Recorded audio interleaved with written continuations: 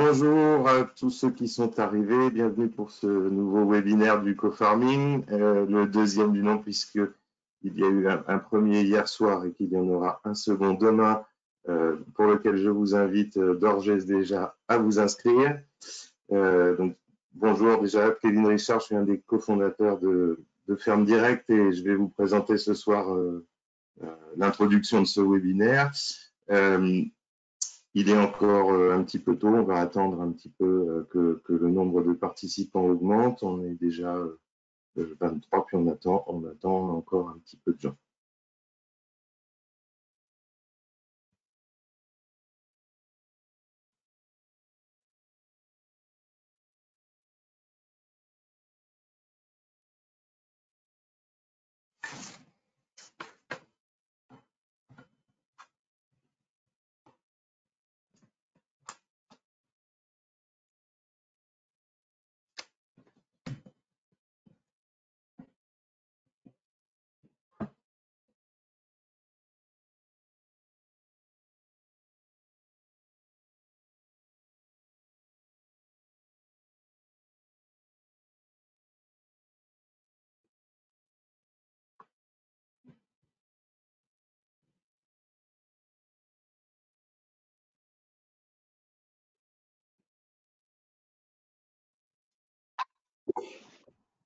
Bonjour à tous.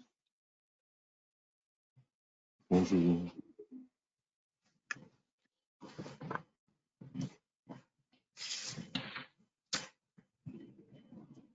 Pour ceux qui sont arrivés et qui veulent peut-être avoir la meilleure connexion possible pendant ce webinaire, je vous invite à couper vos caméras pour essayer de maximiser les bandes passantes et également à couper vos micros pendant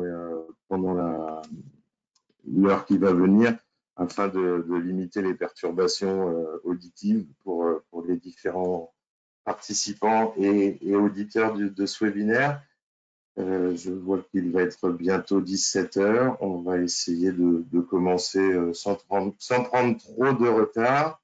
Je ne sais pas combien de participants doivent encore arriver.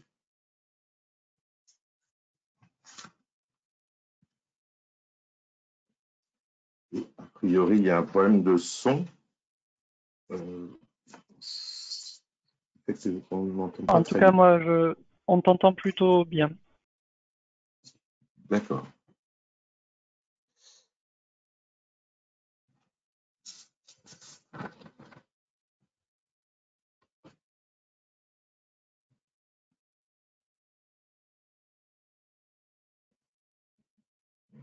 Je vois que le nombre de personnes qui commencent à arriver augmente. Pour commencer, je vais commencer par vous présenter le co-farming qui est donc l'organisateur de cette série de webinaires en partenariat notamment avec Banque Populaire et le réseau des villages Baïséa qui nous ont soutenus sur cette opération. Le co-farming, qu'est-ce que c'est? C'est une association qui regroupe 19 startups aujourd'hui autour de trois pôles qui sont constitués autour d'un côté des ressources de l'exploitation. Donc là, on va parler des échanges de matériel, des échanges de parcelles, des échanges de travail et de main-d'œuvre et de tout ce qui touche à la main-d'œuvre. On va avoir un second pôle qui, lui, s'intéresse à la data et à l'intelligence collective et donc au partage de données entre exploitants, au partage d'expériences et plus généralement à ce qui va permettre, par le travail collectif, d'améliorer les performances des exploitations. Et puis un dernier pôle qui constitue le pôle marché, où là on va parler de diversification, d'accès au marché et d'outils d'aide à la décision pour se positionner sur ces marchés. L'idée derrière le co-farming, c'est de stimuler une collaboration active entre des startups, des agriculteurs et des OPA, avec pour objectif d'améliorer la compétitivité des filières et leur attractivité. Et c'est l'objet de cette série de webinaires que vous avez pu pour partie suivre hier et que nous allons poursuivre ce soir, avec un sujet d'aujourd'hui qui va traiter de la relation entre OPA, grands groupes et startups et traiter des risques et des opportunités que cela peut amener. On va essayer de répondre ce soir à différentes questions. Quels sont les retours qu'on peut attendre d'une collaboration entre des startups et des grands groupes? Quels sont les risques? Quelles sont les opportunités? Ça, on va essayer de le faire avec vous et notamment ce soir avec plusieurs intervenants. J'aimerais bien que la liste descende, s'il te plaît, Mélanie.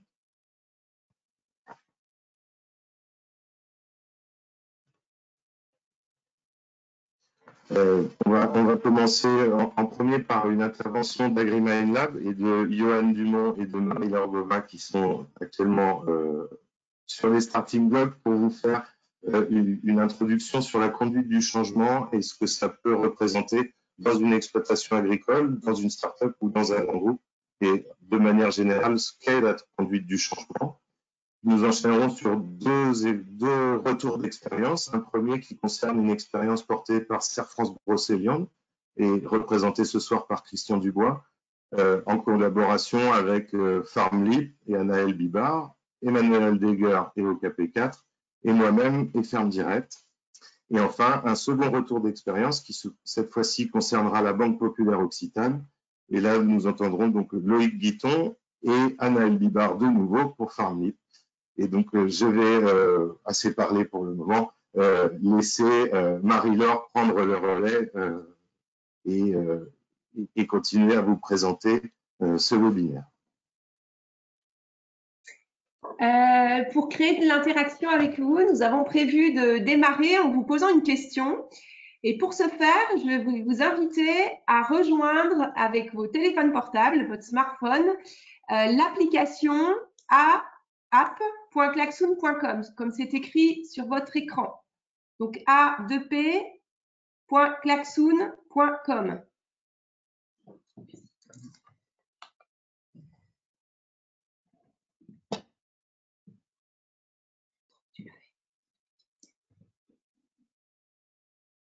Et une fois que vous êtes sur app.klaxoon.com où vous flashez le QR code, vous pouvez entrer le code UR7WJD6.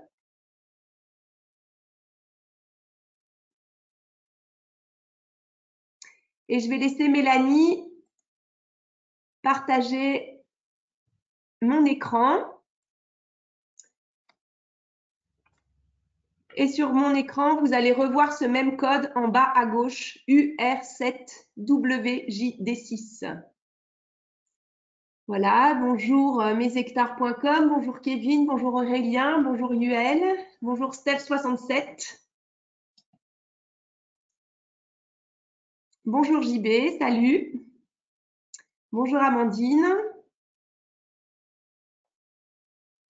Voilà, on va laisser encore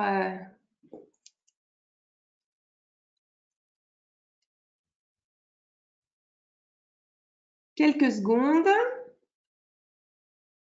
UR7WJD6.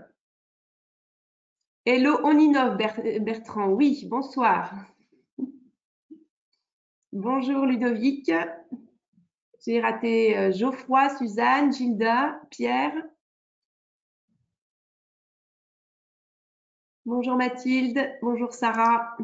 Et donc, nous allons démarrer une première activité qui ne s'affiche pas. Dommage. Alors, il faut que je... Oh. Voilà. Et donc, je vais vous poser la première question. Quels sont les risques majeurs, selon vous, d'une transformation digitale ou d'une collaboration avec les startups? Donc, vous pouvez envoyer vos messages en notant plus sur vos téléphones. Donc, dans la zone, vous notez votre idée et vous cliquez sur « Envoyer ». Ah, les risques, innover, galère,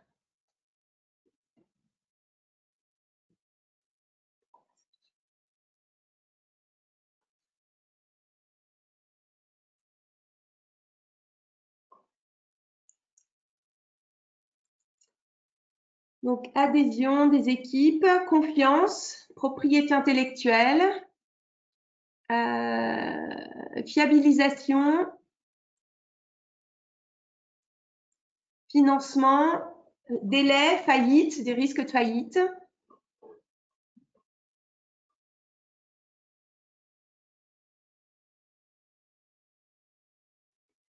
Partage de données, IP, cannibalisation des services.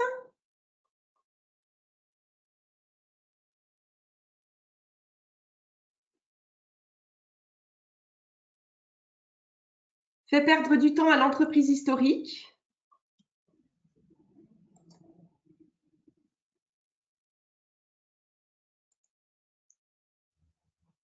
Ok, propriété intellectuelle, qu'est-ce qu'on a? Enfin, vous voyez comme moi, ubérisation, qualité, peur, ça provoque de la peur. Le financement des startups, la question des collaborateurs.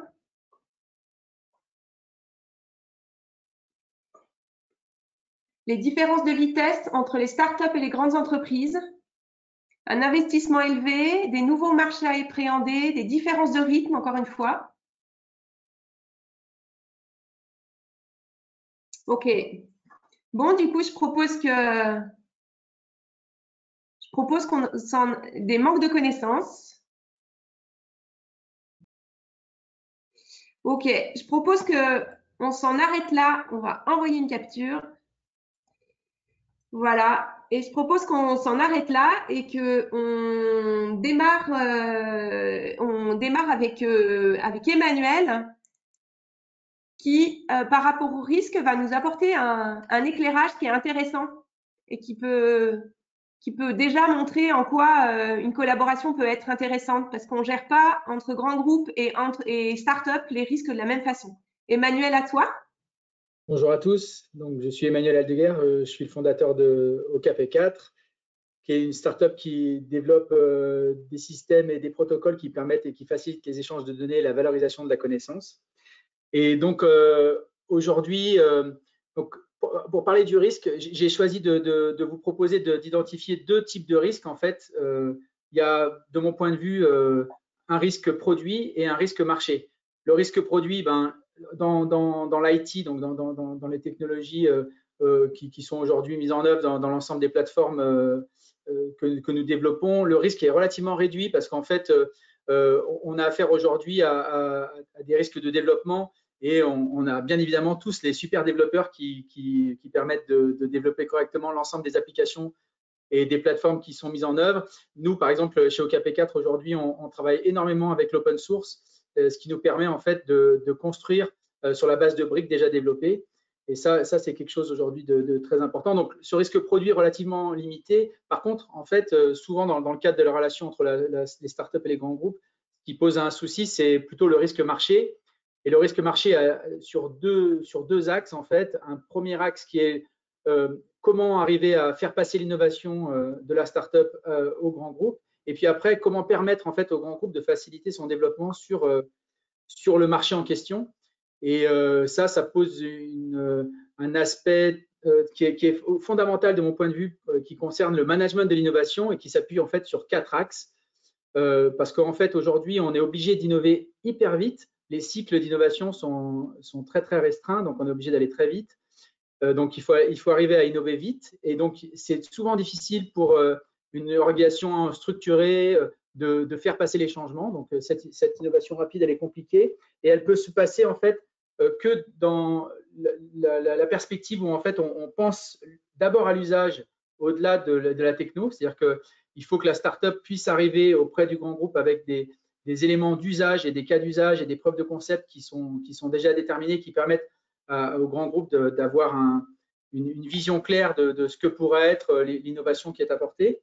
Et puis, bien évidemment, après, ce qui est important, c'est d'arriver en fait à fédérer l'acceptation, à fédérer la transformation par une co-construction. C'est-à-dire que souvent, on va arriver avec un POC, une preuve de concept. Il va falloir passer à un pilote et à une phase produit avec le grand groupe, avec l'organisation plus structurée. Et là, c'est super important d'arriver à co-construire avec les différents acteurs et les interlocuteurs du grand groupe. Et enfin, le quatrième pilier, c'est que forcément, on peut faire adhérer à la transformation et adhérer à l'innovation que dans le cadre d'un accompagnement poussé. C'est-à-dire qu'il faut vraiment, c'est très très important d'avoir un accompagnement qui soit poussé de la start-up jusqu'au grand groupe et jusqu'à l'ensemble des strates et des utilisateurs du grand groupe. Et ça, c'est vraiment fondamental. Donc, pour résumer, les risques qui sont de l'ordre du risque produit et du risque marché, et c'est plutôt aujourd'hui sur l'aspect du risque marché qu'il faut se concentrer. Et par rapport à ce risque marché, le management de l'innovation et ces 4 piliers est quelque chose de fondamental. Voilà, j'espère ne pas avoir été trop long. Et en tout cas, j'espère qu'on aura l'occasion de pouvoir échanger avec les participants à l'occasion des rendez-vous B2B qui sont organisés par le co-farming et à votre disposition. Ouais, c'est l'invitation que j'allais faire en entendant ton discours passionné et passionnant. Vous invitez bien sûr à prendre les rendez-vous avec les différentes startups pour aller plus loin et pourquoi pas aussi entamer des collaborations. Une question technique concernant le chat. Effectivement, donc là, nous avons utilisé la plateforme Klaxoon pour faire ce nuage de mots. C'est pas là que se déroulera le chat. Le chat est bien dans l'outil de webinaire et vous avez effectivement une zone de chat, un onglet que vous pouvez ouvrir grâce à la petite flèche rouge, ouvrir le panneau de configuration et pouvoir taper vos questions tout au long du webinaire, questions que nous intégrerons dans les différentes interventions. Alors, pour continuer, un petit zoom, un petit regard. On parle beaucoup de changement. C'est quoi ce changement, Johan? Donc, la conduite du changement. Donc, Johan Dumont, je vais vous présenter ça avec Marie-Laure Gobin. Donc, on a les co-créateurs d'AgriMyLab. Et donc, le changement, très souvent, la conduite du changement, on la juxtapose avec la résistance au changement. Parce qu'il nous semble que les personnes ou les organisations qui sont dans notre environnement ne changent pas aussi vite que nous l'espérions. Donc, on va regarder derrière la notion de changement ce que l'on peut trouver. Donc, le non-changement correspond à un état de stabilité. On le rentabilise. On rentabilise ce qui a été mis en place, nos habitudes. Donc, qui dit changement dit état d'instabilité. Il y a quelque chose qui va plus être comme avant, quelque chose de plus ou moins différent. Donc, ce changement, il peut survenir après une rupture, décidée ou subie, lente ou brutale. Voilà. Et donc, je vais prendre le relais parce que je suis coach en fait. Donc, le changement, c'est une notion que j'aborde souvent. Et donc, la conduite du changement, elle va dépendre d'un premier critère, c'est savoir si ce changement, il est volontaire. Le fait de faire avec, d'associer les personnes ou le système à l'émergence du changement va être un levier pour limiter la résistance au changement. Et c'était intéressant dans le webinaire d'hier, Catherine d'AgriÉchange nous disait, dès le démarrage, on a mis autour de la table tous les interlocuteurs. Et donc, ils ont fait émerger leurs solutions avec les partenaires. Donc ça, c'est quoi le changement? Ça s'oppose en fait à une période de non-changement qui serait une période d'équilibre. Donc, ça va être une période d'instabilité. Et qui dit instabilité, qui dit changement, c'est une période, le changement va nécessiter de l'énergie. Donc, il faut que l'entreprise ou la personne soit prête à dégager de l'énergie pour changer. Et le changement, selon les personnes, donc selon la personnalité, selon aussi l'ADN des entreprises, des organisations, le changement va être plus ou moins facile. Il y a des personnes qui aiment le changement parce que c'est source de créativité. Les personnes qui aiment les défis vont aimer le changement. Et il y en a d'autres qui vont être moins à l'aise avec ces changements-là. Voilà, des entreprises aussi où on va entendre « Ah non, mais ça marchait bien avant, on continue comme avant ». L'autre aspect, c'est que le changement, c'est une potentielle menace. Et donc, cette petite image qui dit « J'ai rien contre le changement, mais il ne faut pas que ça perturbe la routine ». En fait, quand il y a changement, on peut ressentir de la peur parce qu'on détecte que cette nouveauté peut être une menace pour nous, pour notre système. Ah ouais, je vois que vous voyez pas le… Voilà. Le changement, et si ça me faisait perdre de l'argent? Et si ça mettait en danger l'existence de mon système? Donc, dans cette période-là, on a besoin d'être assuré. Et du point de vue du système, on va se confronter à ce qu'on appelle l'homéostasie du système, l'art du système à garder son équilibre. Et un changement perçu dans l'environnement d'un système va provoquer une menace pour lui, et à l'intérieur, tout va se mettre en place pour résister à cette menace. De menace entre guillemets, parce qu'on peut voir qu'il y a des phénomènes de défense, de contre-attaque, mais aussi il peut y avoir des stratégies d'entente. Et le but d'un système, ça va être de défendre à tout prix son existence. Voilà. Dans un système, ce qui est très important aussi, c'est que, en fait, la décision de la stratégie va être prise par le leadership, par les personnes qui ont la légitimité pour décider, pour conduire l'entreprise. Et donc, le leadership, dans des périodes de changement, va avoir un rôle capital puisque c'est lui qui va donner le cap aux membres. Et faute de ce leadership présent et cadrant, en fait, les membres, ils vont se sentir perdus ou désorientés. Et plus le système est important, plus le changement de cap peut prendre du temps. Et c'est tout l'enjeu de ce qu'on appelle l'agilité, en fait. C'est comment on va mettre en place des fonctionnements internes pour s'adapter sans cesse à l'environnement qui envoie des messages contraignants, qui envoie des menaces. L'image que j'ai pensé à prendre en préparant cette petite intervention, c'était que quand il y a un virage à prendre, le prendre trop vite, ça risque la sortie de route, mais ne pas le prendre, on risque aussi la sortie de route. Donc, c'est comment on agit par rapport au changement. Un autre point, c'est que le changement provoque… Alors, zut, j'ai perdu mon écran. Le changement provoque de la colère. Dans le changement, on ressent de la colère. Alors, la colère de ceux qui disent « Ah, c'était mieux avant pour qu'on change ». La colère aussi peut-être d'organisations qui vont dire « Mais tiens, pourquoi c'est pas nous qui avons eu cette idée-là » Et il peut avoir une frustration du fait que l'idée qui émerge vienne d'ailleurs. La colère, on a appris que c'était quelque chose de négatif dès enfant. On nous apprenait à aller passer nos colères ailleurs. Et pourtant, alors, tous les effets néfastes de la colère et la violence, c'est non et c'est non avenu. Mais en tout cas, la colère, c'est un magnifique réservoir d'énergie. Puisque quand il y a quelque chose qui ne nous va pas, ou il y a quelque chose qui nous titille ou quelque chose qui nous donne envie, on a envie de développer de l'énergie, la fameuse énergie qui est nécessaire pour le changement. Alors, une autre notion, c'est que pour changer, il faut accepter de laisser ce qui était avant, faire le deuil de ce qui est avant pour faire le changement. On a besoin de prendre conscience en douceur que le monde change, que nous ne pouvons rien faire par rapport à ce qui dépend de nous. Et cette phase d'acceptation, accepter que ça change, accepter la nature du changement, ça fait partie du changement. Pourquoi? Parce que c'est grâce à cette acceptation que nous allons pouvoir nous ouvrir à l'après, à transformer la rupture en opportunité. Et là, il y a une expression populaire qui est très juste pour faire part de cette idée, c'est un mal pour un bien. Alors, quand même, pour changer, il faut trouver du sens au changement. Changer, pourquoi? Quelle est la fonction utile du changement?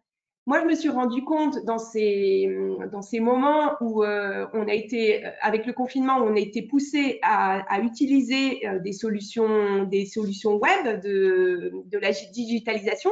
Moi, j'étais complètement réfractaire et j'ai mobilisé de l'énergie parce qu'il y avait un sens au changement. C'était la sauvegarde de mon business. Donc, bien sûr, je me suis adaptée. J'ai trouvé cette énergie parce que pour moi, il y a du sens. Et donc, il faut bien, dans le changement aussi, cerner des enjeux. Et ce qu'il faut se dire, c'est que certaines organisations, certaines OPA, certaines entreprises voient que ça change autour, mais décident que le changement n'a pas de sens Et donc, elles ne vont pas voir des solutions nouvelles, par exemple des solutions proposées par des startups, comme des opportunités pour le système. Un dernier point avant la conclusion, c'est que pour changer, il faut avoir les ressources. Et quand on dit les ressources, c'est les ressources internes, mais c'est aussi les ressources externes, c'est-à-dire notre capacité individuelle ou au niveau du système d'aller chercher des ressources à l'extérieur. Alors, le changement, eh ben, ça fait à peu près cette petite courbe-là qui épouse la courbe du changement qu'a étudié Kubler-Ross. Après une rupture, eh ben, si on n'y fait rien, on va tomber dans le trou. Et donc, ce qui va être important, c'est de plutôt prendre la vallée, prendre conscience que c'est plus comme avant, qu'il y a une rupture et qu'il va avoir du changement. Prendre conscience que c'est une menace qui génère de la peur et que c'est tout à fait naturel et que on peut tout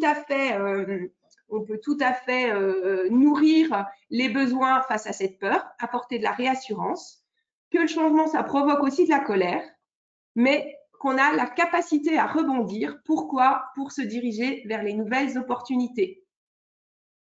Voilà, Mélanie, tu peux reprendre la main sur l'écran et nous allons aller voir aussi les questions au niveau du chat.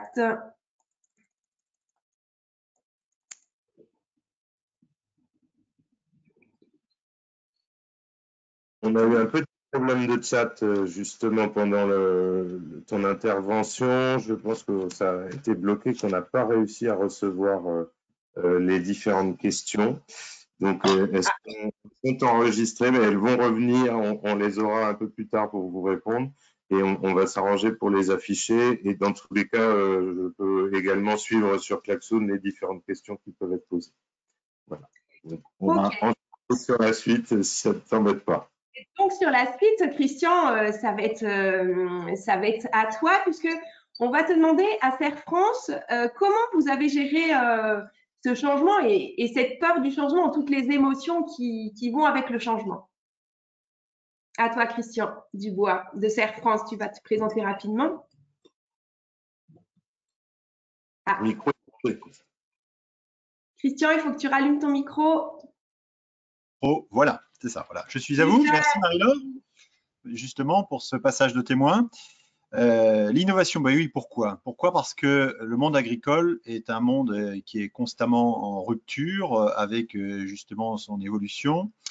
Parce que c'est un monde encadré déjà depuis longue date, pour certaines filières plus libéralisées.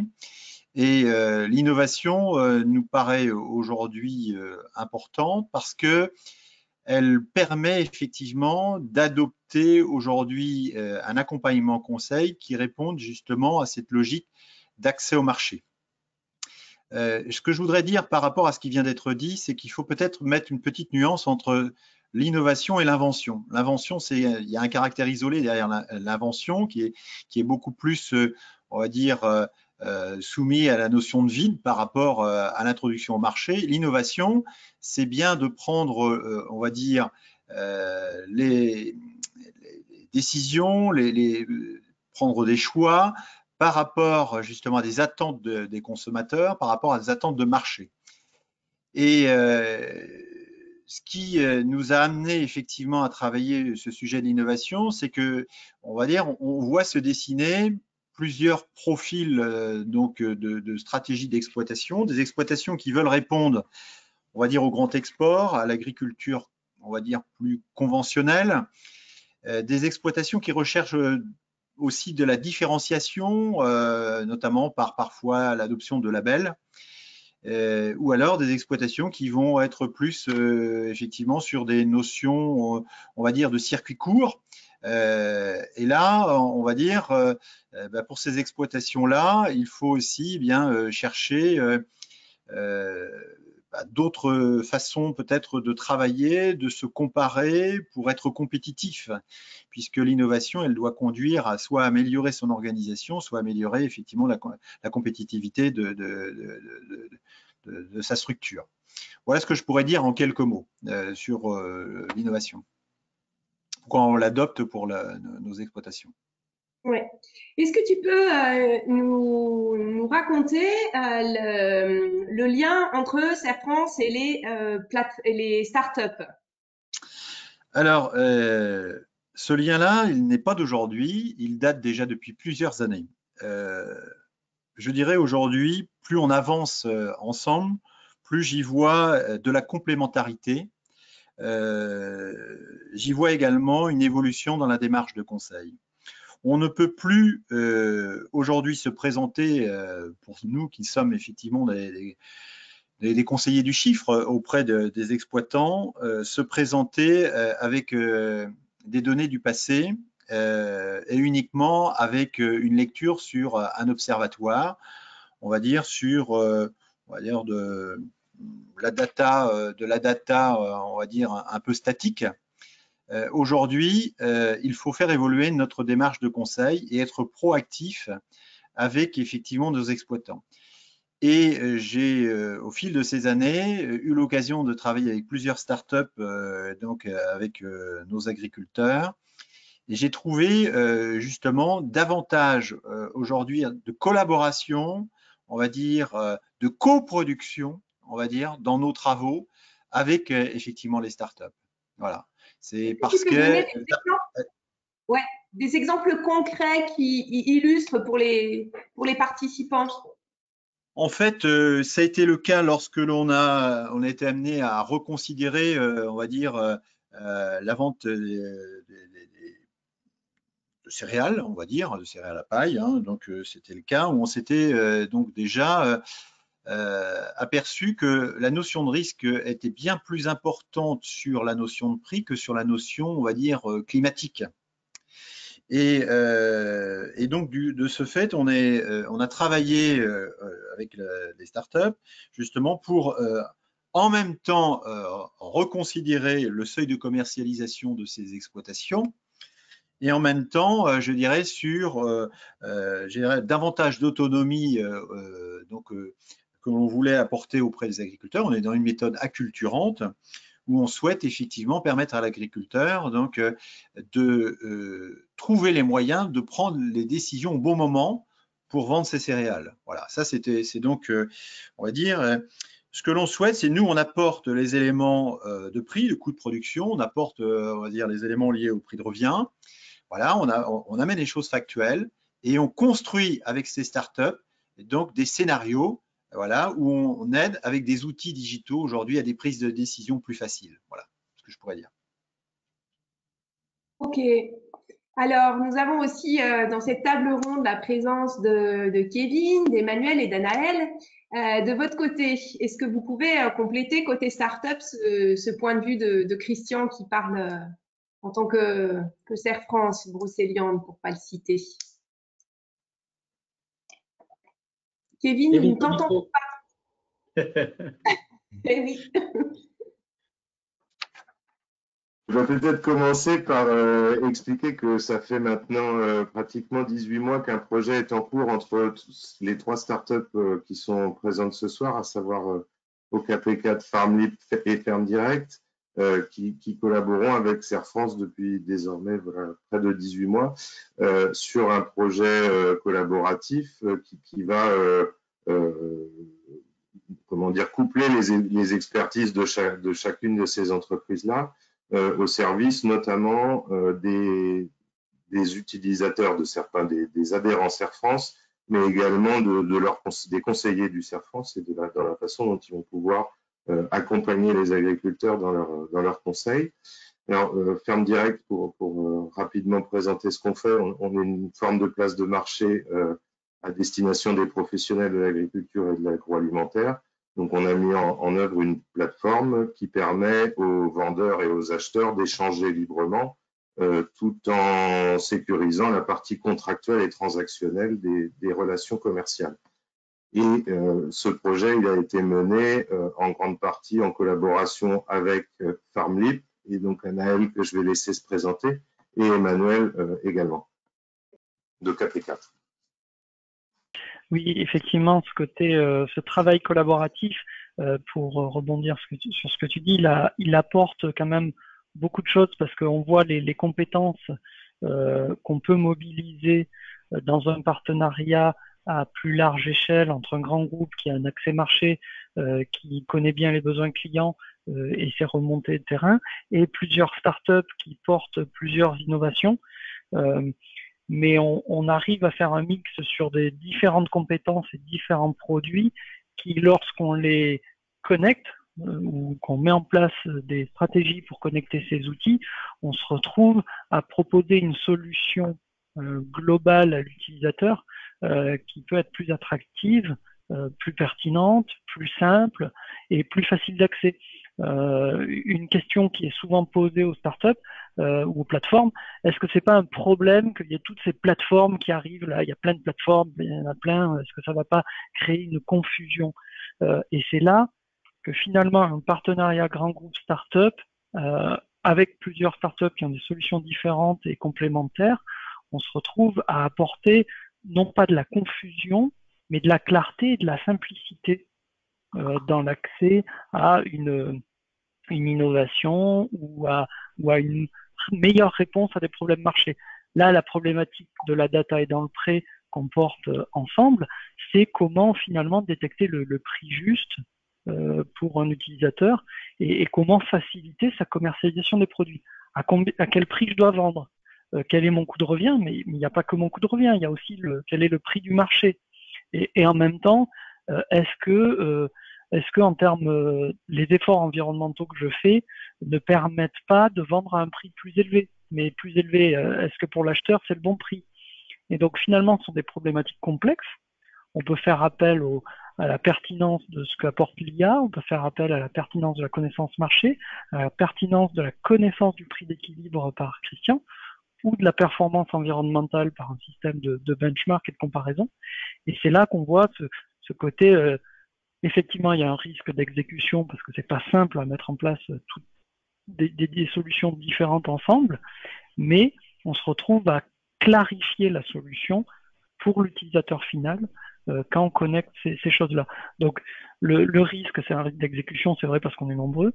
Par contre, derrière, en réalisation, à la fin, on se retrouve avec quelque chose de beaucoup plus clair parce que c'est une solution qui m'amène d'une question simple qui finalement apporte plein de problèmes et à rapporter une réponse globale en une fois et de manière qualitative. Oui, je rajouterais à ce qu'a dit Anaël que en fait, il y a, par rapport à ce que je disais en introduction sur les risques marché et le risque produit, le fait de travailler en consortium, en fait, on fait du co-farming dans le co-farming, c'est-à-dire que le travail en consortium des différentes startups permet de limiter les risques produits et donc en fait et permet au CERF France aujourd'hui de bénéficier d'une expertise de chacun d'entre nous sur nos métiers. Et je pense que par exemple la démarche du CERF France aurait pu être d'aller chercher Capgemini ou alors une grosse société de services, Sopra, etc. et de poser sa problématique à cette société de services.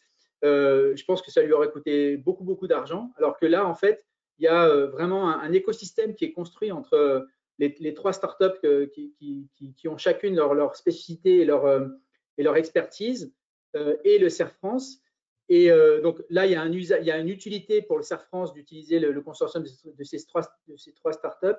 Et puis par ailleurs aussi, pour les trois startups, il y a un intérêt financier dans le sens où ça nous permet, dans le cadre de ce projet, de présenter des demandes de subvention et donc de bénéficier comment dire, de la crédibilité du CERF France pour porter ce projet auprès des financeurs publics et obtenir des subventions, et du dynamisme et de l'agilité et des compétences des trois startups que nous sommes. Et je pense qu'aujourd'hui, on n'aurait pas accès à ces subventions si, à titre individuel, chacune d'entre nous irait chercher les montants qu'on va chercher aujourd'hui.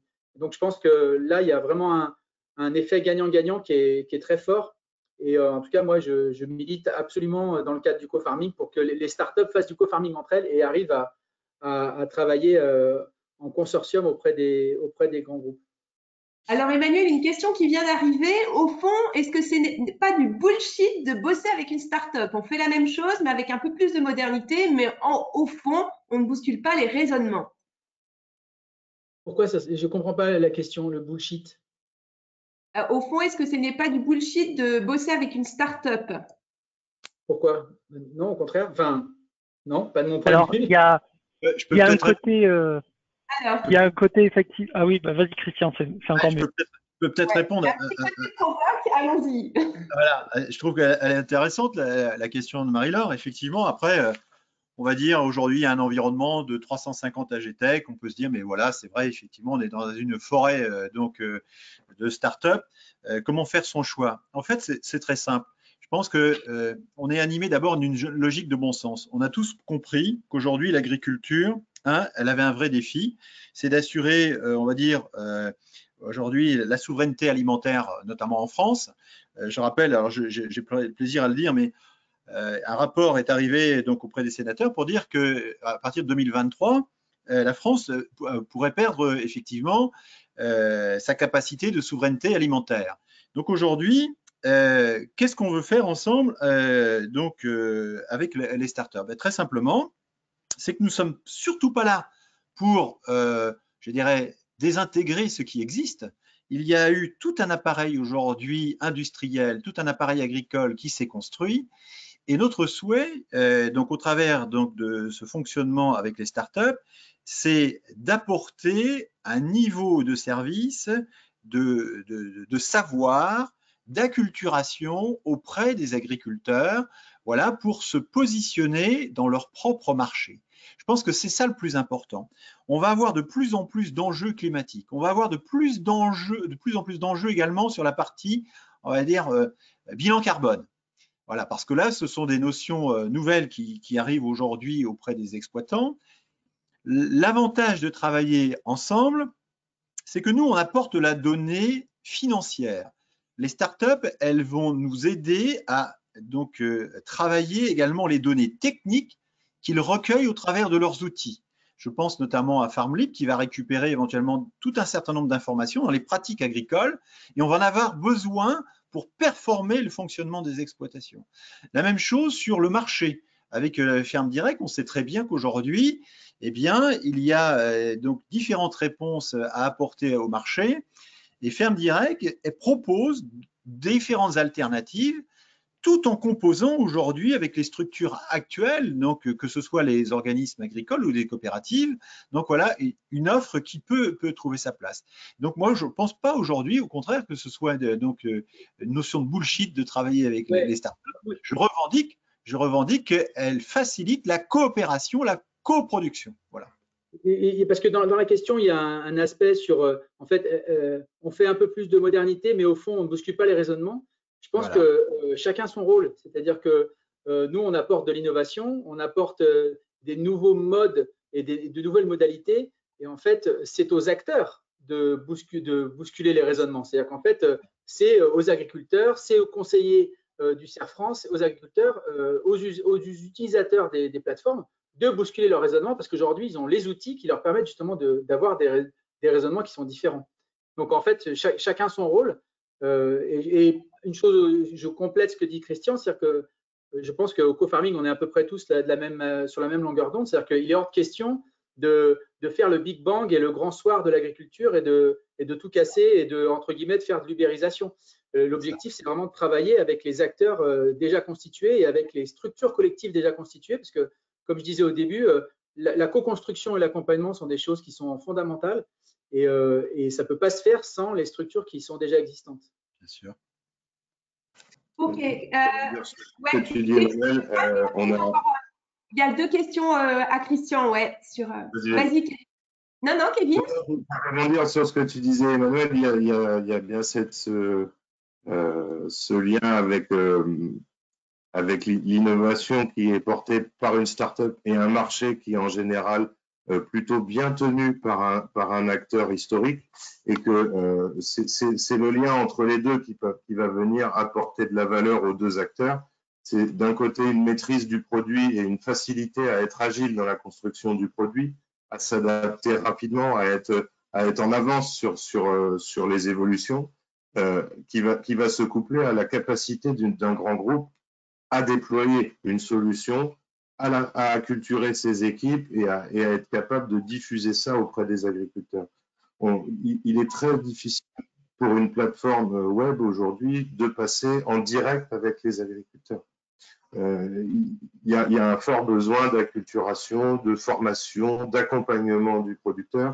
Et en général, le meilleur interlocuteur pour faire ça, c'est le conseiller habituel de l'exploitant. C'est le comptable, c'est le conseiller technique, c'est le banquier, c'est l'assureur. C'est celui qui va avoir une confiance et une relation de travail établie depuis longtemps avec l'agriculteur qui va faire ça. Et justement, je rebondis sur la question du chat que je voulais envoyer à Christian, une question qui disait comment est-ce que, Christian, tu vas arriver à vendre ces services? En fait, avant de parler de vente, je pense qu'il y a une notion d'appétence. Aujourd'hui, nous sommes face à des agriculteurs formés, voilà, qui ont conscience que les choses vont vite, que la nécessité de s'adapter au marché est importante. Autrefois, on était sur des marchés encadrés, où il y avait très peu de mouvements, on connaissait son volume, on pouvait prédire presque son revenu à l'avance. Aujourd'hui, la configuration du marché a beaucoup évolué. On voit bien qu'on est beaucoup plus sur des notions de sursaut de marché. Donc, la connaissance de ces chiffres en temps réel devient importante. Le fait de présenter un compte de résultats 60 jours après la clôture comptable ne suffit plus pour piloter, on va dire, au quotidien son entreprise. Donc, ça nécessite clairement donc, un travail de coopération avec l'agriculteur où finalement, ensemble, on va poser les bases de ce qui peut être effectivement les composantes du revenu pour l'exercice qui vient. Et là, on est dans un pilotage, on va dire, au quotidien. On est plus serein dans la conduite de son exploitation. Voilà, on appréhende mieux la notion de risque. Et ensemble, on peut travailler les projets d'investissement parce qu'on est mieux en mesure d'apprécier sa marge de sécurité. Et nos amis les banquiers, je pense, apprécieront également notre démarche. Voilà.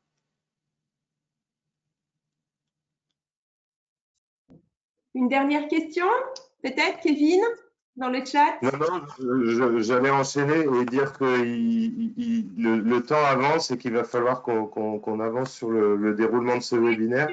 Et que donc on va avancer. Il y a peut-être une question quand même bon, il y a d'autres questions, on ne pourra pas toutes les exploiter. Notamment, il y avait une question, combien ça coûte de ne pas changer? Bon, plutôt profiter de la présence de Christian pour lui demander, Christian, comment tes collaborateurs accueillent cette nouvelle collaboration et est-ce qu'il y a des perceptions différentes selon les échelons hiérarchiques? Les deux questions qui nous ont été posées. Oui, il faut le dire, oui. Oui, c'est vrai. Effectivement, dans une entreprise, on n'emmène pas tout le monde de la même manière sur ces sujets-là. Parce que vous avez des automatismes forcément, comme dans toute profession, qui se mettent en place avec effectivement un mode de fonctionnement déjà établi avec un certain nombre de clients et bousculer ses habitudes auprès donc, des agriculteurs n'est pas si simple que ça. Ça veut dire qu'il faut prendre... il faut acculturer nos collaborateurs sur ce que sont aujourd'hui les startups, hein, ce qu'elles font, déjà bien décrypter les différents pôles de compétences que développent effectivement ces startups. Deux, ensuite, c'est de démontrer que forcément, dans cette démarche-là, on va travailler davantage avec le principe de la feuille blanche, puisque on va composer avec l'agriculteur et justement les travaux qui peuvent être engagés avec ces différentes startups. Voilà. Donc, ce sont des démarches tout à fait différentes. Mais si je vais en citer une startup aussi qui est Agricoli, qui a parfois marqué les esprits, donc au travers effectivement de ce qu'elle peut apporter. J'ai pu constater qu'on vient enrichir aussi la connaissance juridique effectivement de ce que pouvait penser l'agriculteur de sa propre composante de l'exploitation entre ses différents bâtiments, voilà, la notion de risque, les allées et venues sur son exploitation. Donc on revisite des choses, voilà, on vient enrichir des points qui n'ont jamais été abordés auparavant dans l'exploitation. Donc à la fois, je trouve que nos équipes grandissent en ayant aussi des questions nouvelles auxquelles les agriculteurs sont bien contents d'avoir des réponses. Voilà. Donc, je trouve que c'est le plus que ça peut apporter. On élargit. Merci à vous quatre. Vu, il y a encore une question qui vient d'arriver, mais on va laisser un temps de qualité pour les intervenants suivants, qui vont être Loïc Guiton et Anaël Bibard, qui vont se présenter.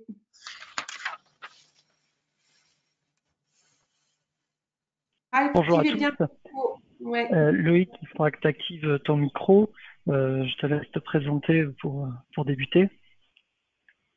Oui, donc Loïc Guiton, Banque Populaire Occitane. Je suis responsable du marché agriculture pour la Banque Populaire Occitane qui couvre quasiment le territoire de l'ex-Midi-Pyrénées.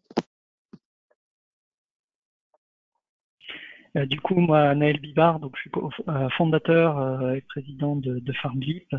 FarmLeap, qui est une plateforme numérique pour aider les agriculteurs à se comparer entre eux, c'est-à-dire identifier soit par exemple un prix d'équilibre, quel est le prix d'équilibre pour mes céréales, ou identifier un IFT, un indice de fréquence de traitement, des données qui peuvent être techniques, économiques ou environnementales, et pouvoir les comparer ces données entre elles, entre agriculteurs. Et on a été amené avec Loïc à se rencontrer déjà dans nos précédents rôles, dans nos précédentes entreprises. Et c'est ça qui a amené une opportunité de collaboration qui finalement a pu permettre justement d'identifier une source d'amélioration du process potentiellement chez Banque Populaire et nous un accès marché un peu plus fort.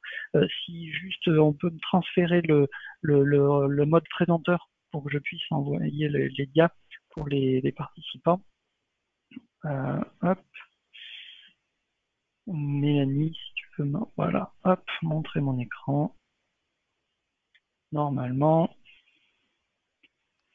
Attendre de l'écran suivant. Voilà. Vous devez voir l'écran avec les logos.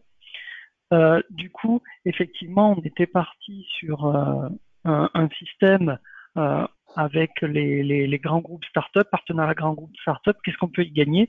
Finalement, quand on regarde, quand on creuse, moi pour l'avoir vécu, y compris dans un grand groupe, c'est difficile de mobiliser de la R&D pure. Là, quand on se pose la question, quand on est une banque, pour mieux savoir le besoin de financement campagne en prenant en compte les besoins techniques d'un agriculteur, ça va être un temps de R&D où il va falloir mobiliser des ressources internes pour se répondre à cette question. Et finalement, mobiliser ces ressources internes, c'est pas si facile. Loïc, tu peux compléter si tu souhaites, mais c'est assez difficile de mobiliser ses meilleurs collaborateurs à temps plein sur porter une innovation, surtout quand on n'a pas la certitude qu'elle pourra marcher. Voilà, je crois qu'effectivement la clé, c'est vraiment de se dire comment on intègre une innovation dans un grand groupe. Donc, c'est une problématique de grand groupe de développement, quoi. Et aujourd'hui, il y a de moins en moins de services de développement qui sont capables de passer à une phase industrielle. Et aujourd'hui, on a des équipes qui ont des process calés et les mettre dans une problématique d'interrogation ou de modification complète de leur pratique. On parlait de conduite du changement. Pour eux, ça peut être une contrainte forte. Donc, l'idée, c'est d'arriver progressivement à leur démontrer qu'il y a une nouvelle technique, une nouvelle pratique qui est expérimentée, qui a fait ses preuves. Et c'est tout l'intérêt de démarrer avec une start-up. C'est-à-dire qu'on a déjà des exemples concrets de réalité et l'idée étant de les passer ensuite avec nos équipes à une phase un peu plus industrielle de réalité sur le terrain. Et ça, pour nous, pour les startups, c'est vraiment un bénéfice qui n'est pas négligé. C'est-à-dire qu'on se plaint, on entend souvent des plaintes que dans les grands groupes, c'est long à décider ou des choses comme ça. Ça a un petit côté négatif parce qu'on aimerait développer son marché plus rapidement. Par contre, ça a aussi un côté très positif finalement, ce temps de décision et les diverses compétences qu'il y a dans un grand groupe. Parce que le service qu'on avait développé sur FarmLeap, qui est un outil de prix d'équilibre qui permet de réduire le temps de réalisation d'un prix d'équilibre prospectif, c'est-à-dire demain, pour la récolte 2021, combien va me coûter une tonne de céréales, une tonne de blé, une tonne de maïs, une tonne d'orge de brasserie et une tonne d'orge de fourragère. Eh ben, cette question, elle n'est pas facile à répondre. Nous, on a développé un algorithme qui réduit le temps pour ça. Et finalement, à la Banque Populaire, ils ont vu qu'il y avait d'autres intérêts possibles à cet algorithme. Et le temps décisionnel qui soi-disant nous rallonge un peu pour accéder au marché, finalement, il nous permet d'affiner aussi le produit, de permettre des petites innovations incrémentales. On a un algorithme qui est bien, on a une bonne innovation, elle est bien accueillie par le public en formation ou sur le terrain ou en termes d'usage.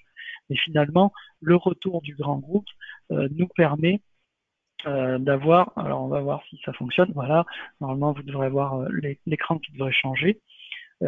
On est passé d'un besoin au sein du club FarmLeap, Banque Populaire Occitane by FarmLeap. Je vois que ça met un peu de temps à arriver chez vous. Hein. Voilà, vous voyez la dia. Donc, on a l'évaluation du besoin de financement campagne qui permet finalement déjà de répondre à une problématique du conseiller bancaire sur le terrain, qui répond aussi à une problématique de l'agriculteur. Et en prenant le temps aussi finalement de ce phénomène décisionnel, on amène vers la comparaison de la performance au sein du club, on amène finalement plus de crédibilité en mode partenariat du banquier plutôt que fournisseur de services bancaires. Et donc, derrière, l'objectif, c'est d'activer un cercle vertueux qui peut permettre de rentrer dans une démarche plutôt conseil, stratégie financière, pour pousser, pourquoi pas, du crédit bail, des stratégies de financement court, moyen, long terme. C'est des choses qui sont parfois difficiles. Moi, pour l'avoir vécu du côté Serre France, c'est des choses qui sont parfois difficiles à pousser. Il y a du frein dans les campagnes sur ces éléments-là. Alors, parfois, ça a une vraie importance stratégique, mais aussi, ça peut être une bonne stratégie de se positionner comme un partenaire, d'aider l'agriculteur à identifier ses marges de progrès en prospectif, pas en rétrospectif, et du coup, détecter au fur et à mesure des opportunités de nouveaux progrès. Ok, donc si je comprends bien, Anaël, vous avez créé un club avec des adhérents, des clients, je ne sais pas, de Banque Populaire, c'est ça?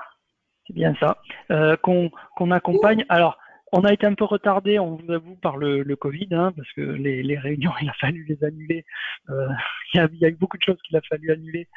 C'est quand même des éléments qu'on travaille, même si on est dans le numérique. Il y a un temps d'échange physique qui permet de mieux accompagner les agriculteurs. Et là, les temps d'échange physique, il a fallu les repousser. Mais c'est bien effectivement une notion de club sur la plateforme FarmLeap qui est dédiée à Banque Populaire Occitane pour améliorer la performance de l'agri et en même temps apporter plus de connaissances, mais pour le banquier, le partenaire, le conseiller bancaire, pour pouvoir mieux connaître son client. D'accord. Et vous, Loïc, du coup, quel retour déjà vous pouvez faire par rapport à vraiment le retour Voilà, donc l'intégration, c'est ce que on a fait, c'est le travail et l'affinage du produit au sein de nos équipes, en intégrant nos équipes, et ensuite également via le club, en intégrant les avis clients et les retours clients, ça nous permet d'arriver à un produit qu'on peut proposer à grande échelle, beaucoup plus abouti. Et pour répondre à une des questions du chat, l'idée n'est pas de rajouter un intermédiaire, mais plutôt d'ajouter à nos pratiques des techniques qui sont plus modernes et qui sont celles utilisées aussi par les agriculteurs. Et donc, on est bien dans une approche, nous, de dire on utilise en conseil les mêmes outils que l'agriculteur utilise pour sa gestion quotidienne. Et une question provoque encore qui arrive dans le chat qui demande, mais la Banque Populaire, elle ne savait pas faire ça toute seule?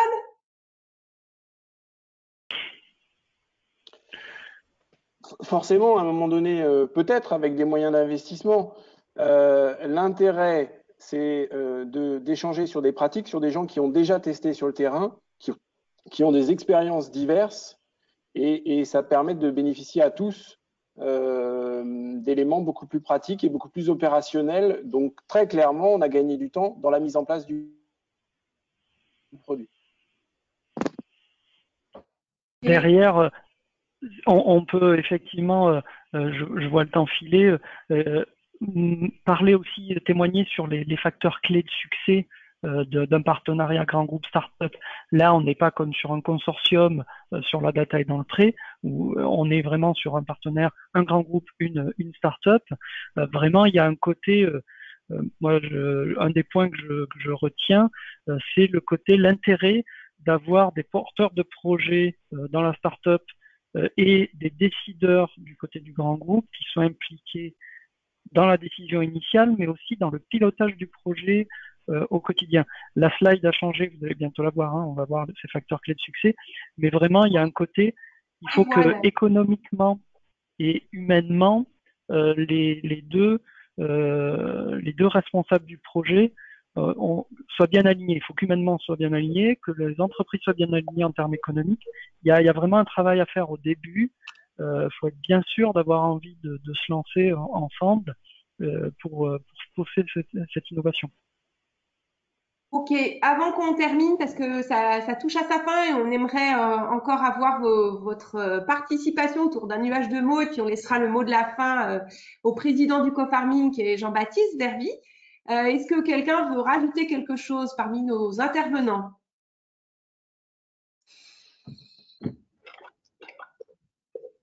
C'est bon? Non, merci à tous. Il y avait une petite question, je pense qu'elle est importante à répondre. Est-ce que c'est utilisé en scoring pour l'attribution de prêts ou autre, ou au coût des intérêts? Est-ce que c'est, en gros, est-ce que c'est un piège d'avoir ce système de benchmark pour l'agriculteur? Est-ce que l'agriculteur va pas se trouver piégé? Je vais répondre aux 2-3 questions du chat en même temps. Déjà, très simplement, non, ce n'est pas un critère de scoring, c'est tout simplement un outil d'aide à la décision pour le conseiller. Et on est parti de la simple base, c'est qu'aujourd'hui, un conseiller bancaire, quand il discute avec son client, la plupart du temps, c'est sur la base du bilan, c'est-à-dire quasiment un an et demi après les pratiques. Donc, le tout était de pouvoir rapprocher la discussion qu'on a avec le client et les éléments factuels qu'on a au plus près des pratiques culturales et de l'année culturelle. Donc, c'est tout l'enjeu là-dessus, c'est d'être le plus en phase avec ce que réalise l'agriculteur et d'anticiper. Et après, il n'y a aucune idée de marcher sur les pieds du CERF France, puisqu'on est bien sur l'idée d'accompagner notre client dans son engagement, mais que de toute façon, ça ne remet pas en cause le besoin de faire une approche globale, un dossier d'études prévisionnelles ou un prévisionnel économique, tout ce que peut faire le CERF France dans sa vision beaucoup plus globale de la structure. Ok, merci à tous. Je vais demander à Mélanie qui est cachée mais qui est bien présente et qui est très active pour le co-farming. Je vais lui demander donc de partager mon écran de façon à pouvoir vous faire participer autour de la question, toujours avec le même code de tout à l'heure. Participer à la question quels sont les facteurs de succès si votre entreprise collabore avec une start-up, ou quels seraient les facteurs de succès d'une collaboration avec une start-up au sein de votre entreprise et de votre organisation. Je vous laisse 1 minute et après on donnera la parole à Jean-Baptiste.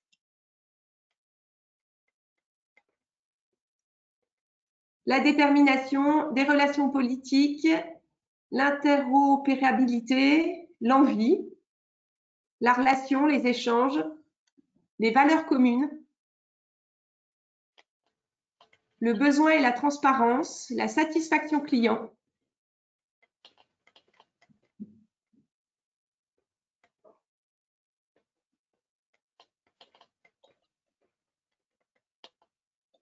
encore quelques-unes, un alignement des intérêts,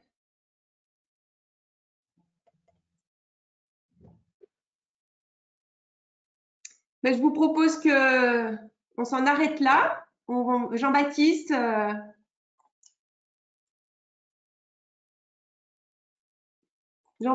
à toi, oui. Puis Mélanie peut du coup renlever mon écran. Ça marche. Bon, bah, merci beaucoup déjà aux intervenants, aux organisateurs. Franchement, c'était une belle un bon moment. Je trouve que il y a une belle illustration justement avec les deux exemples d'entreprises là que c'était positif de collaborer avec les startups et que ça peut servir les intérêts des agriculteurs pour les aider à progresser. Et c'est ce qu'on souhaite faire avec le co-farming. Hein. C'est bien l'idée de travailler avec l'écosystème pour progresser tous ensemble au bénéfice des agriculteurs, parce qu'au fond, c'est eux qui comptent. On a tous les mêmes clients et c'est à eux de les accompagner pour être performants. Du coup, demain, ça me permet de faire la transition par rapport à demain. Il y a une un dernier rendez-vous en fait qui est proposé. Et là, on va encore pousser cette réflexion, puisqu'on va essayer de regarder en quoi et est-ce que ça serait pertinent que les agriculteurs s'inspirent pour la gestion de leur propre entreprise, s'inspirent en fait des réflexes de gestion, de pilotage d'une startup. Est-ce que le mode startup peut se transposer à la façon de gérer une entreprise agricole, sachant qu'aujourd'hui, une entreprise agricole, en ce moment, doit se poser des questions, doit se remettre en cause régulièrement, mais vit à un rythme qui n'est pas le même qu'une startup, puisqu'il vit à un rythme des productions de l'année. Voilà, donc on va essayer de voir ça demain avec un conseiller d'entreprise qui est agriculteur, avec donc chez FDSEA Conseil, Olivier Josselin, piloter sa ferme. On aura Jérôme Nassibou, qui est un coach Innovac, qui est un incubateur de start-up.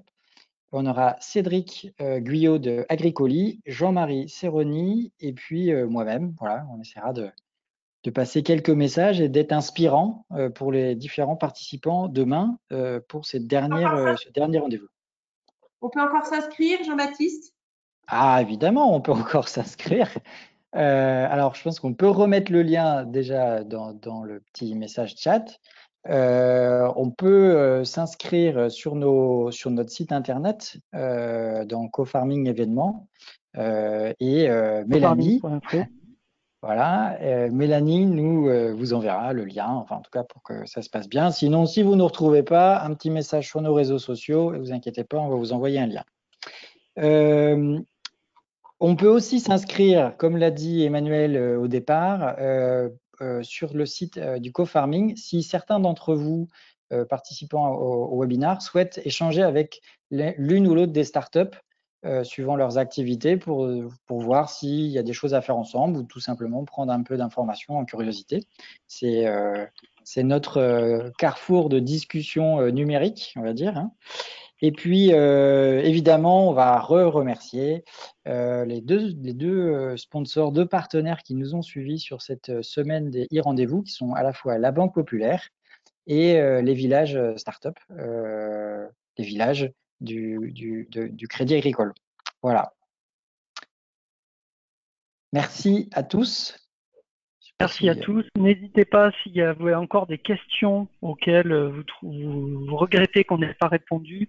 Sur le site cofarming.info, il y a de quoi prendre rendez-vous avec les startups. On pourra répondre individuellement à vos questions qui potentiellement vous restent encore à poser. Oui, et de toute façon, on va republier en fait les vidéos de ces rendez-vous, ce qui donnera l'occasion, là encore, sur notre site et sur nos réseaux sociaux, de pouvoir répondre, partager, continuer, collaborer, réseauter, puisque ça, c'est l'idée même du co-farming. Et si vous avez encore une minute, vous pouvez retourner sur la plateforme Klaxoon, mettre une évaluation à ce webinaire. Merci à tous. Merci. Merci à tous. Au revoir. Au revoir.